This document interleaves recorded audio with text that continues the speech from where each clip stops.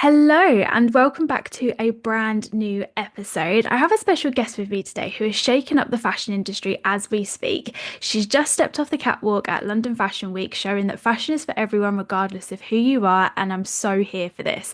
I'm honestly so excited to have this chat right now. So, without further ado, welcome Caitlin. Hello, how are you? Hello, I'm good, thank you. How are you? Yeah, I'm good, thank you. So, do you want to tell us a little bit about yourself? God, I always hate this question. So, I'm 23. There's probably more things wrong with my body than are right with it. Hence the whole disability advocacy thing. There's just so much that wrong. It's not good. But obviously, fashion, disability, not usually the first thing that people assume goes hand in hand. Mm, But I've always liked playing with my outfits. I've always had a weird fashion sense. There's a picture of me when I was like 12 at a choir, and looking back on it, I look like a priest of some sort. Like it was a really weird top and scarf combo. love it. But like I said, like I've always experimented with it. And that's kind of why I got into pageants and dance as well. Just the pretty costumes, the pretty dresses, just love. Amazing. I love that so much. And it's cool to experiment with fashion. That's the whole point of it. Like you got to have fun with it. So obviously, for some context, you are like a fashion influencer, but obviously with a twist. And as quoted from your Instagram bio, you're disabled fashion obsessed bestie, which I love that. Can you tell us a little bit about that? I mean, essentially, like I said, I've always loved fashion. As I got older, so I mentioned I used to be into dance a lot. As I got older, my disabilities got worse. 3 years ago, long story short, coma, couldn't walk, had to learn how to walk again. So that just meant dance was completely off the table. And I essentially had to find a new way of expressing myself because it always used to be through dance and through singing. And then from there, it was sort of like, well, I'd sort of been doing fashion content creation for about a year before that, but I hadn't really gotten into it. I wasn't really serious about anything. It was just mostly messing around whilst I was at uni. And then I was like, I need to find a way to express myself. And then I got more into it. And the bestie part was honestly just because I've always liked the idea of being like an online big sister sort of thing. I was like, okay, I kind of like that line. We'll go with that. We'll go with I that. love that. I love that so much because it's nice to have something like that that then you can relate to. And it almost makes you feel as well like you're just a human as I am well. human. Like just your nice little bestie. But yeah, I love that. But the fact you've turned like basically your pain into your power, that you've gone, do you know what? I can't do this, but what else can I do? And that's how you've basically gone into fashion, which is just amazing. So last fashion week back in September, you obviously were invited to a lot of shows, but some of them you obviously had trouble accessing them with your wheelchair. What was that experience like for you? So some of them, it was straight up. I emailed, is it wheelchair accessible? They turned around and said no, so I just didn't go. Just straight away. No. Right. One of them I went to and I saw a step as I was rolling past and I was like, oh my God, not this again. Just the instant dread of, Mm. right, immediately there's a step. It's fine. They got a ramp. They brought the ramp out. Problem was when I got inside and the room was so small and with so many people there, I couldn't move around and everything was then downstairs and they had no lift. And I was like, right, what's the point of me being here? Mm. And it's not the first time something like that's happened. Um, I can't remember if it was last time or the time before. I love and hate this story. I love and hate this story. So me and two of my friends got invited to a certain event.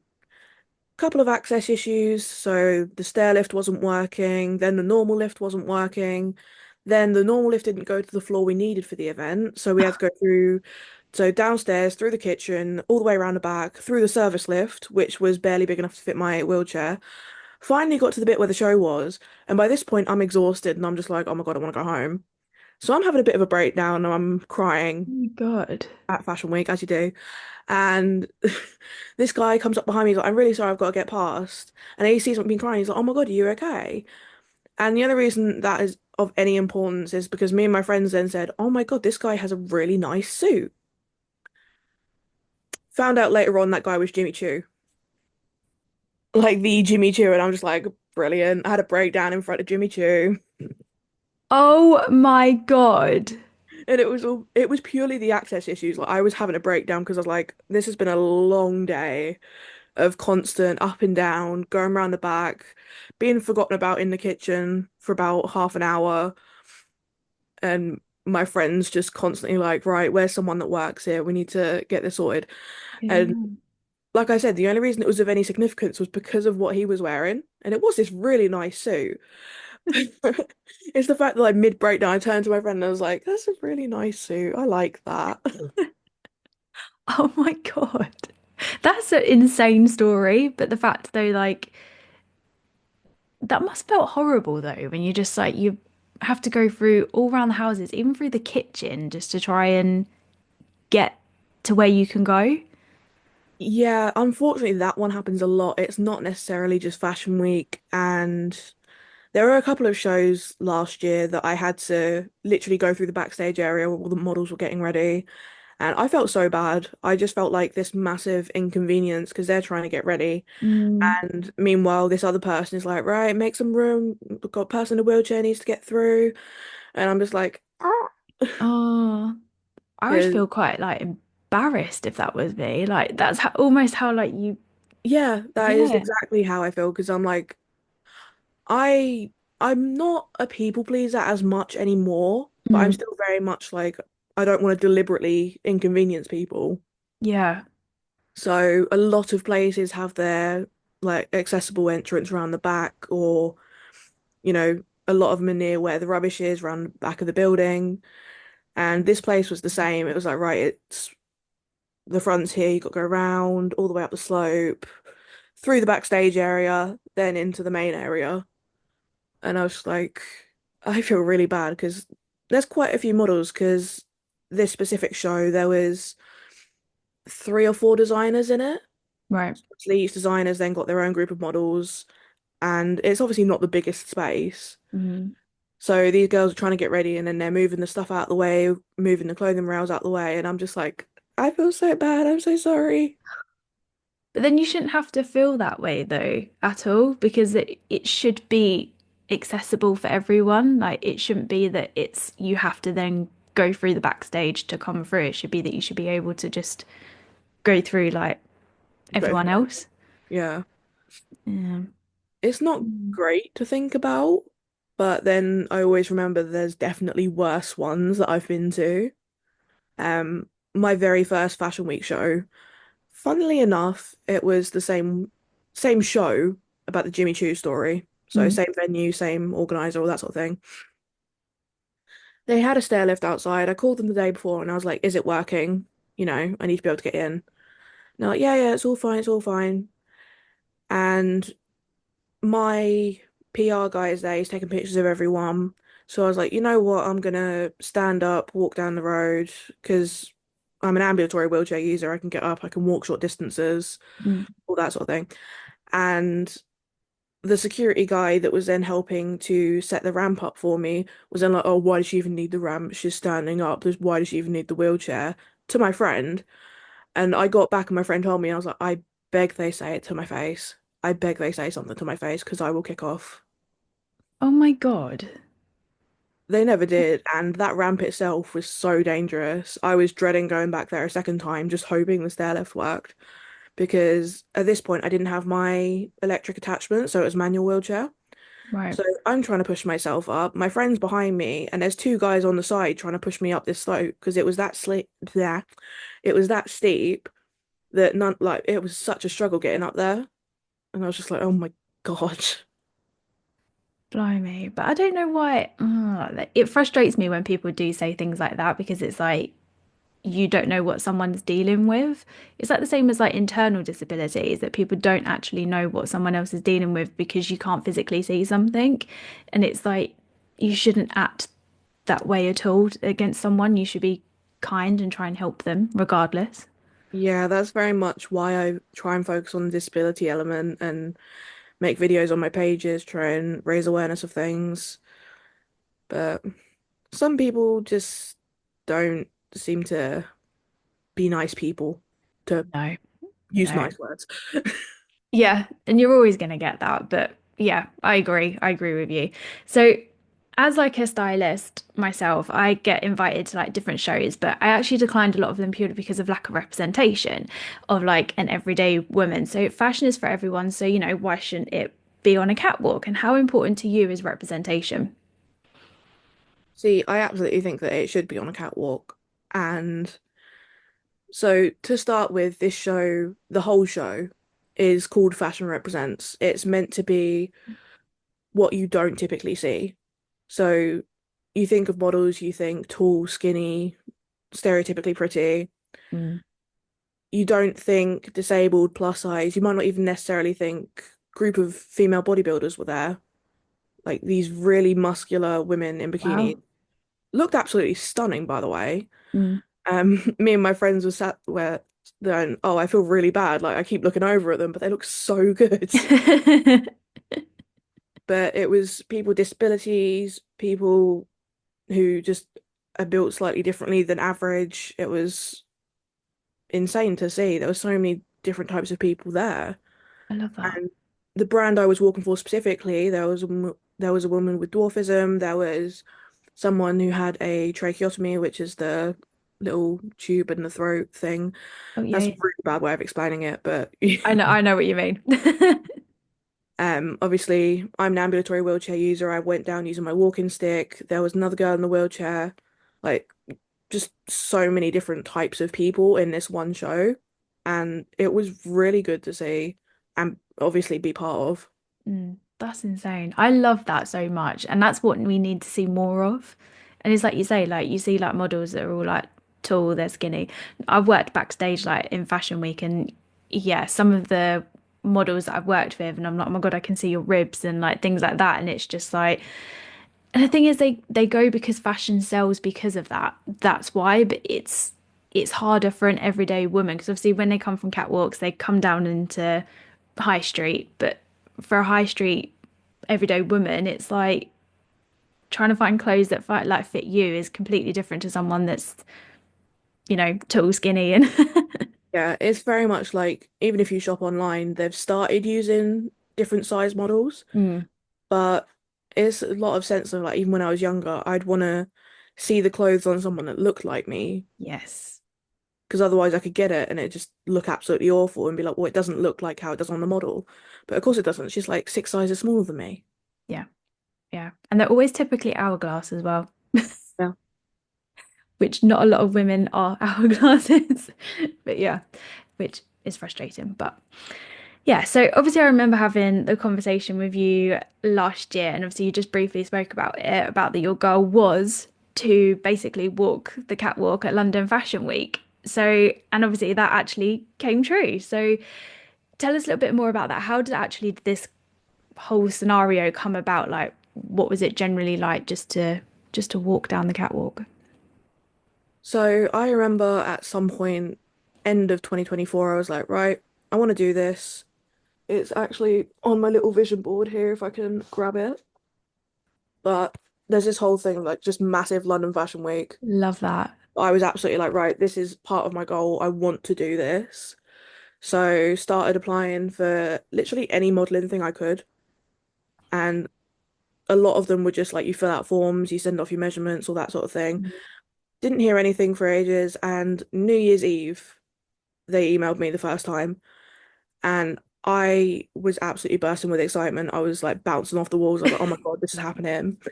Um, didn't tell many people at all because I was like, I can't jinx it. I absolutely can't jinx it. This has to happen. Yeah.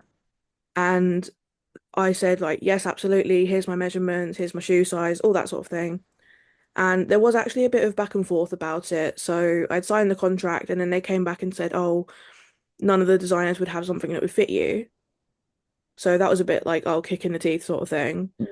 And it was about 2 weeks of me thinking, right, I'm not going to be in it. That's, it is what it is, whatever.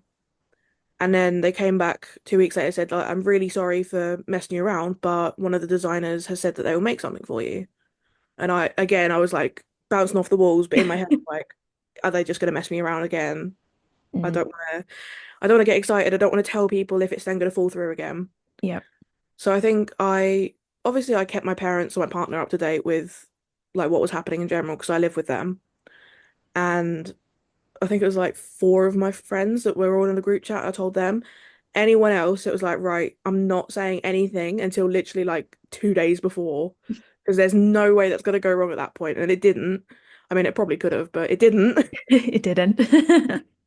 So I got added to this group chat and it was for Recondition, which is an adaptive fashion brand.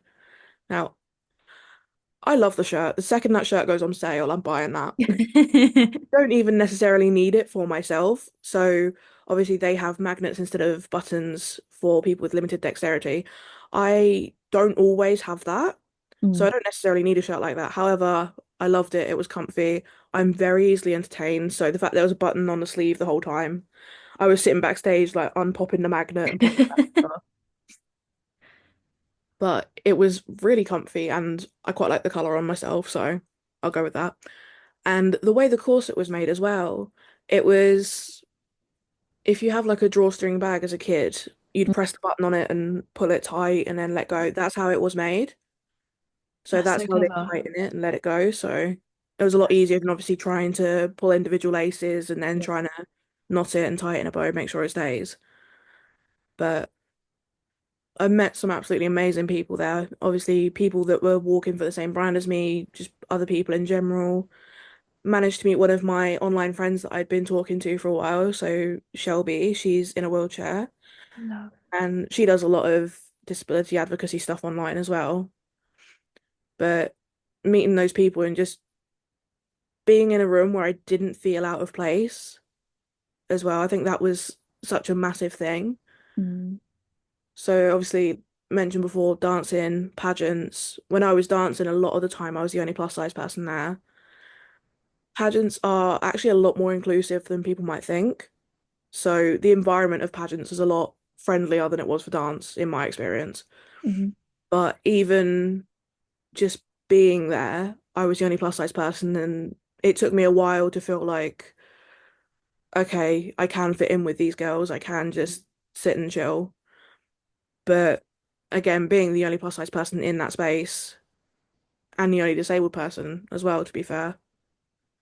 But again, with pageants, that got over that quite quickly. But obviously, like I said, someone else in a wheelchair, I was sat chatting to most of the day. I will say though, that one venue, bit awkward. So yes, there's lifts, yes, there's like we managed to get in. We were put in the main room where the show was going to be to get ready Mhm. because the dressing room had a couple of steps to get up. And I was just like, really? Everything's so good so far. Yeah. And then like the dressing room where everyone was getting changed just has it was only like two or three steps, and I was just like, mm. Obviously, like I said, I can get out of my wheelchair if I choose to, but Shelby can't. Mm. So they sort of just plonked her outside the whole time. So I went into the room to get my makeup done because they were running late with it. I literally got my makeup done whilst people were lining up outside to come into the show. Oh gosh. Yeah, I was stressing out so bad. I can imagine. Because we were in the main room and I had my hair done and the makeup woman comes up to me and she goes like, "Oh, how long do you think you're gonna be doing here?" Okay, cool, yeah, I'll come back in like 15 minutes. Never came back. Oh. Never came back. And next thing I know, we're doing the dress rehearsals and I'm saying to the designer, Ellie, lovely woman, but I was like, oh my God, I'm stressing out. Like, I don't even know who I'm meant to go talk to for this. And I was really stressing out, but they had to move my wheelchair out of the way whilst I wasn't in there because they were getting ready for the show. And I did say to the girls from the brand, I was like, right, this is how you take the brakes off. Just, be gentle with it. Yeah. Didn't have to say that to be fair, but I just said to them, like, please tell me where you put it and make sure that nothing happens to it, essentially, because it's expensive. Yeah. It's by far the most expensive thing I own. Literally like 6.5 grand it would have cost. Yeah, that was my reaction when I saw the price tag the first time. I was like, oh Wow. my God. Yeah. They're not Yeah, cheap, are they? no, they're not. Especially if you have to lose that, if you have to use one long term. Mm. So obviously, I don't know, if you have an accident, you get one from the NHS. It's just a short-term thing whilst you're recovering. Yeah, yeah. That's absolutely fine, but you can't use one of them long term because it's not customized to you. It's not the right size, shape. Obviously, if you sit down too long, you can get pressure sores, that sort of thing. So that's why they Mm, have to be customized. right. The customizations do not come cheap, as I found out. Mm, Yeah, definitely not. but I felt so bad because Shelby was just plonked out there on her own with her carer. And I Oh, was like, bless. I could have gone in the main changing room and sat there and just left my wheelchair outside, but I was like, no, not going to do that. Mm. So went outside, sat with Shelby, had a chat whilst there were people coming in. So many people asked us for directions to places, and we were just like, we don't work here, sorry, we're just chilling. I love that. Oh dear. Yeah, so it's like everything went really well, just apart from the venue side of it, which ends up being a like pattern forming here. It seems to Yeah. be that's the problem. But I think a lot of things though with London is because a lot of the places that they do them are quite old Yeah. buildings. Because I remember when I've done some of them, and I think I had one in like the Ministry of Defence, and everywhere around there was literally like I think that was all steps. It was even Probably. steps to get down into where the catwalk is. It was just madness, actually. Yeah, thinking about it, yeah. Yeah, that wouldn't surprise me if that was all steps. Yeah. I think that's just the way it is, isn't it? When it's because it's London, because it's so many old buildings. But there should be ways that they should be able to make it accessible, even if it is positioned like that. Yeah, I mean, most places you can fit a stair lift in, Mm, even though some of them I absolutely despise. They scare me. I'll be honest, the I can stair lifts scare imagine. me. Um, Again, the same venue with the Jimmy Choo story, they had stair lifts and normal lifts. I don't know what it is about the stair lifts, but they really freak me out. They go so slowly whilst I'm in them, and it's just Mm. sort of up, up, up, up. Just Be like, oh, be like, can you get over and done with now? Just want to get honestly, there. But yeah, but no, I've seen obviously a video on your Instagram where you are walking in the outfit that you described, and it's amazing. It's so good to see, and it's nice to have something good come out of Fashion Week. I think sometimes when it comes to Fashion Week, there is always the good mixed with the bad. You do sometimes always see like bad headlines about things that have happened or whatever, but it's so nice to see actually a brand that wants to represent, and even the fact as well that like obviously they've adapted their clothes to fit people's like said needs as well, which I do love. yeah. There's a couple of brands that have started doing that. Obviously, the biggest one at the moment being Primark, bringing out their adaptive range. Okay. I haven't tried it yet. It's been a long time since I've been to Primark, to be fair, Mm, but I think that is a very similar thing. So with bras, they have the magnetic front closure, yeah. so you can just boop and it's on. But I've seen quite a few people try it, and they say like it's relatively fine for the amount of money it is. Mm, it's interesting. I Yeah, love that. It's great. It's good to see. I love this. So, what would actually you like to see the fashion industry to change? Like you'd want to change? just honestly, a lot more normal looking people, a lot more varied sizes, a lot more like varied heights as well. When I Mm, was applying for a lot of modeling things, a lot of them still said like, "Oh, you have to be 5'7" or over." really? A lot of them still said that I had to be 5'7" or over. I did still apply to them because I'm like 5'5.5" and just hope that no one would notice. Obviously, never heard back from any of them, but that's not the point. If it came to it being in person, I doubt they'd stand there with a tape measure like you're an inch and a half off. What could you imagine? I would die laughing if they actually did that. It's just like I know you recommended 5'7", but come on. Seriously? Yeah, because like some of my friends are literally like bang on 5 foot, and obviously the other woman with dwarfism at the London Fashion Week show, also called Caitlin, funnily enough. She's 3'8", so even smaller than that, obviously. And she advocates for that sort of thing as well, like especially the height side of things. She's like, Yes. I can still model, I can still do everything. Mm. But like you said, you've turned down things because you don't really see the representation, and it's very much that. It's always been about that sort of thing for me. So even when I started influencing, it was very much based on that. One, I want to see people that look like me, but two, I want to be that person that I needed when I was younger. So Yeah. whether that's raising awareness of things, whether that's just showing how I look in certain outfits, or, just showing up in general, because a lot of the time growing up, I could not tell you a single actual plus size person that I would see on TV.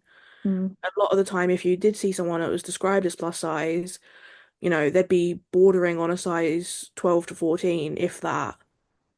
And because they weren't like size 6, size 8, they would be considered the fat one of the group. And I'm just like, no. Yeah, I relate to that so much because I Yeah. was always like that. Yep, I'm the fat one of the group because like my friends were always the skinny ones and I wasn't the Yeah, skinny one whatsoever. I've had that my whole life. Even when I was like as young as 5 or 6, I remember people make comments about how I was fat, and I use air quotes there because I was 6.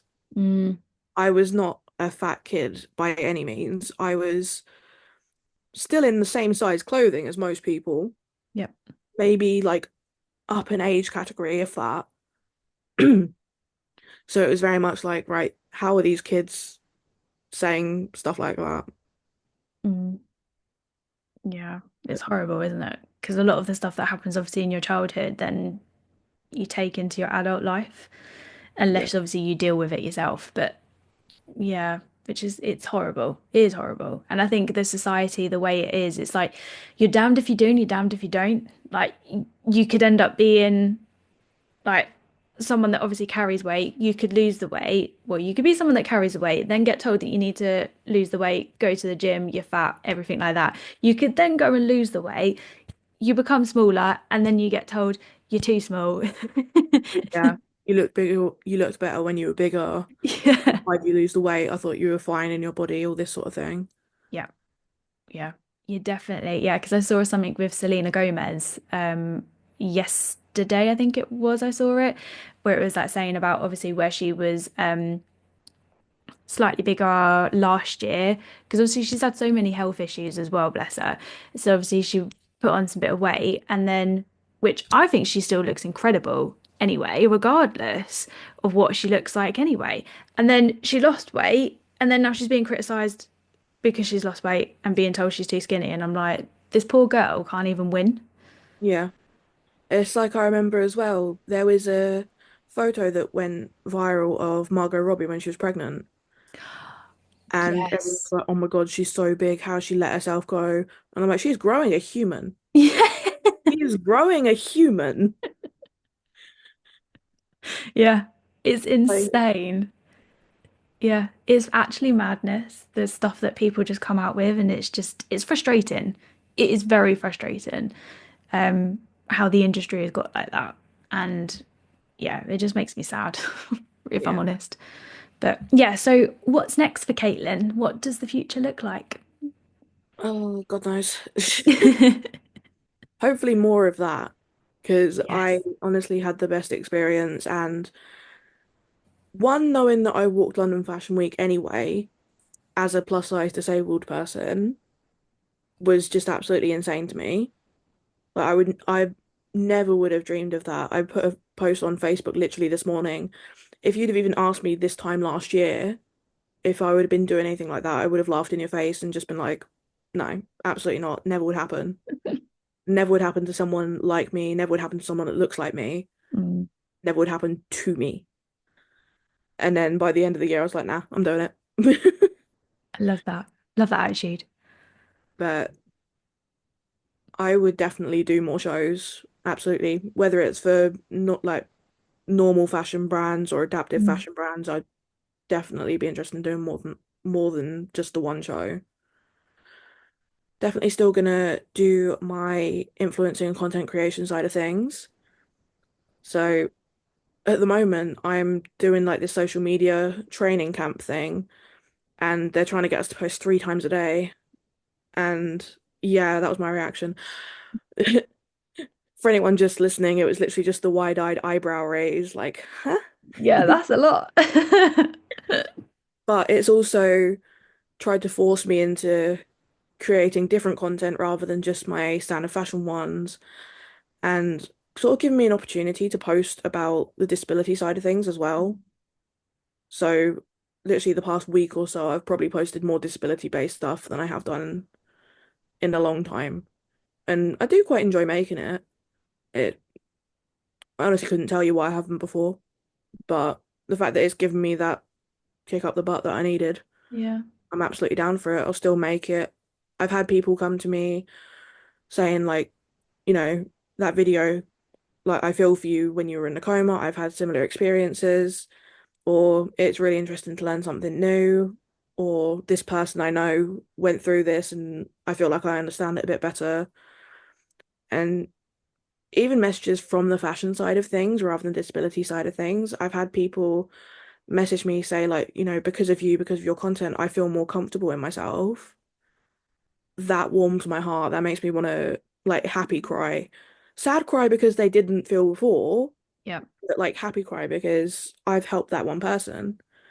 And like I've said at the start, I want to be that person that I needed when I was younger. So that person that shows you it's okay to wear things that you quote unquote shouldn't wear.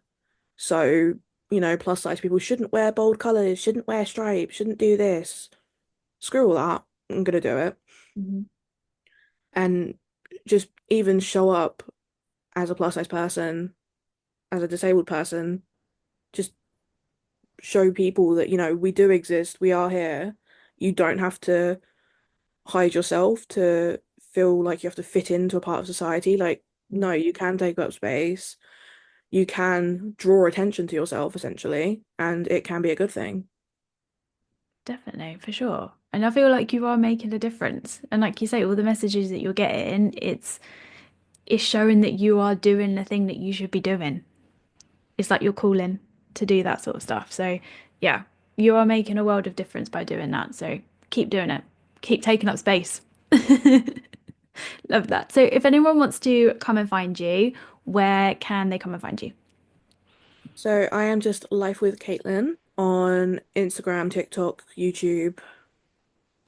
I think that's all I really use, to be honest. There's so many new apps now, I can't keep up. So Oh yeah, tell me about yeah, it. those three probably the easiest ones. Amazing. I will leave that down below in like the description box and the show notes.